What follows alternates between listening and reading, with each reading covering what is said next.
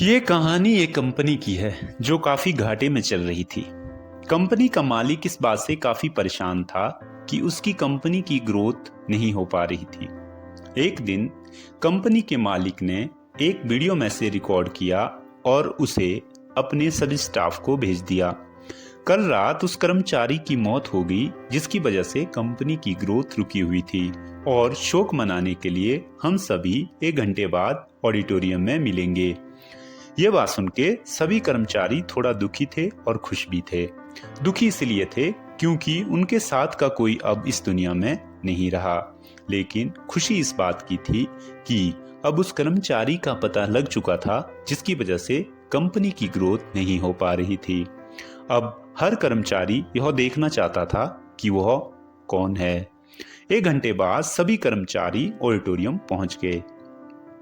Auditorium में एक coffin रखा हुआ था और बारी बारी से सभी कर्मचारी उस व्यक्ति को देखने जाते हैं, लेकिन जब कोई भी कर्मचारी उस कॉफिन को देखता तो मायूस होके मुंह लटकाकर वहां से चला आता, क्योंकि उस कॉफिन के अंदर एक आईना रखा हुआ था।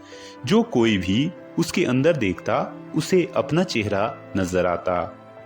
उस कॉफिन में खुद को देखकर कर्मचारी ये बात समझ चुके थे कि कंपनी की ग्रोथ किसी और की वजह से नहीं बल्कि उन्हीं लोगों की वजह से कम हो रही है जो वहां पे काम करते हैं। सीख, ये छोटी सी कहानी हमें ये सिखाती है हमारी असफलता और हमारे फेलियर का कारण कोई और नहीं बल्कि हम खुद हैं।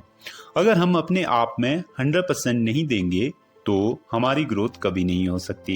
काम चोरी किसी भी इंसान को लाइफ में आगे बढ़ने नहीं देती। इस बात से फर्क नहीं पड़ता कि आप किसी कंपनी के लिए काम करते हैं या फिर आपकी खुद की कंपनी है। फर्क इस बात से पड़ता है आप अपने काम को कितनी लगन और मेहनत से करते हैं। किसी कंपनी में अगर हर कोई व्यक्ति काम चोर हो जाए तो उस कंपनी की कभी ग्रोथ नहीं हो सकती।